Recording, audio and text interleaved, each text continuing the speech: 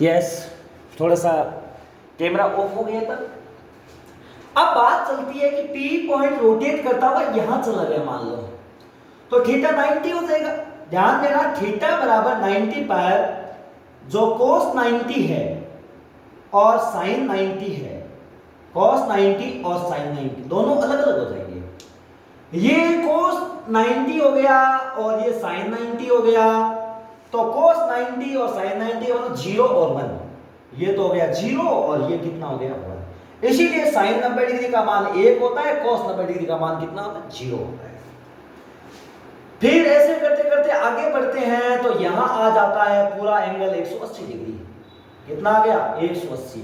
180 पे कोस 180 का मान कितना हो रहा है -1, ध्यान से समझना, और साइन 180 का मान कितना हो रहा है 0।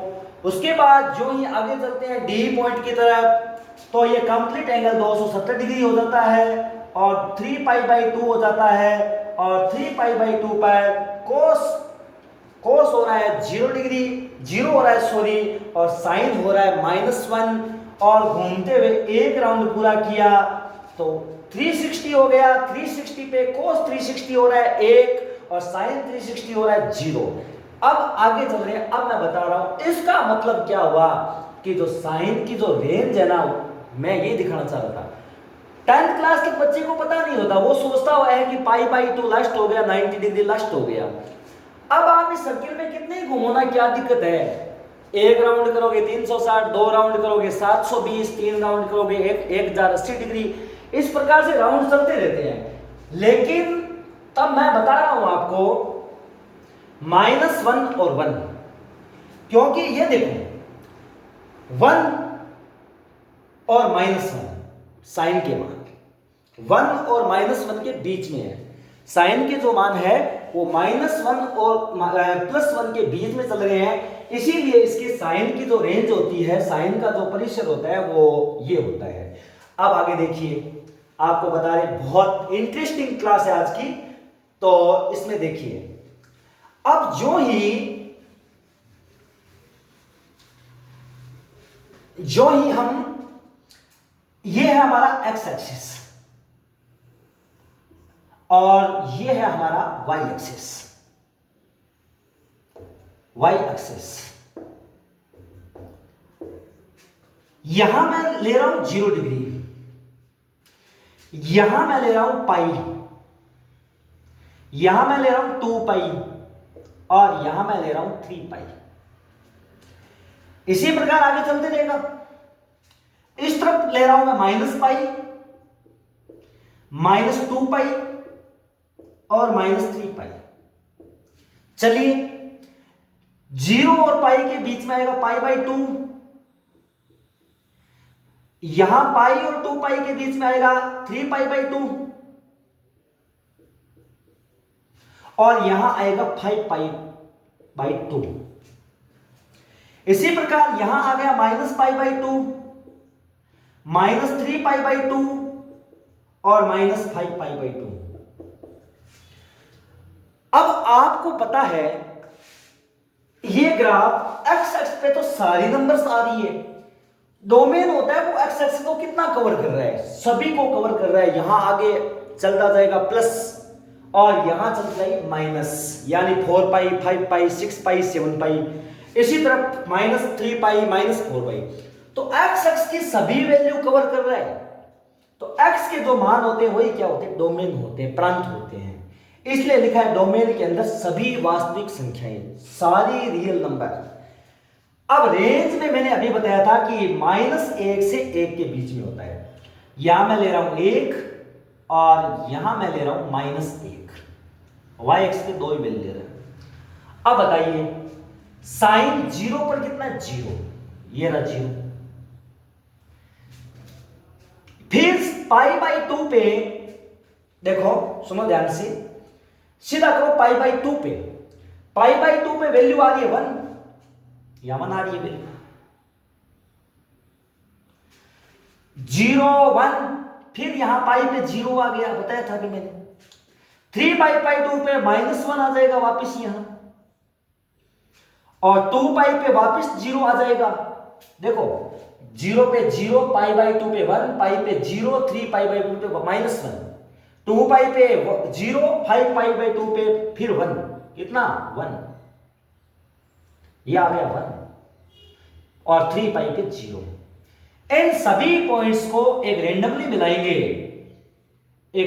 मिलाएंगे तो इस प्रकार से ध्यान देना, आप इस प्रकार से चलता जाएगा, ये इस प्रकार से चलता जाएगा। देखो इसी तरफ पीछे की तरफ भी, पीछे की तरफ भी, तो इस तरफ से 1 और -1 के बीच में ग्राफ आएगा, पूरा ग्राफ 1 और -1 के बीच में।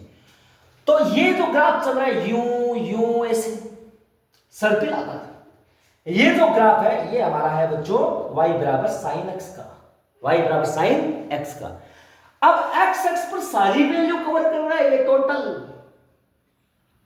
और y एक्स पे सिर्फ -1 और 1 के बीच में आ रहा है, इसीलिए इसका डोमेन है, जो प्रांत है वो तो सभी वास्तविक संख्याएं हैं, और इसकी जो रेंज है वो है -1 से 1। अब आगे ध्यान दीजिए, अब मैं बता रहा हूं x के पैरेलल कोई संख्या खींचो, सॉरी लाइन खींचो। x के पैरेलल जब लाइन खींचते हैं तो ये इस लाइन को देखो 1 2 3 4 5 6 पॉइंट पर कट कर रहा है, ग्राफ इस लाइन को 6 बिंदुओं पर कट कर रहा है। और कोई भी ग्राफ, एक अच्छी बात बता रहा हूं, ध्यान देना, जैसे ये ग्राफ है, ये आपका ग्राफ है, अब यहां एक लाइन ड्रॉ कर दो, तो ग्राफ लाइन को कितनी बार कटी बताओ, 2 पॉइंट पे, तो ये एक ही नहीं है, एक ही नहीं है।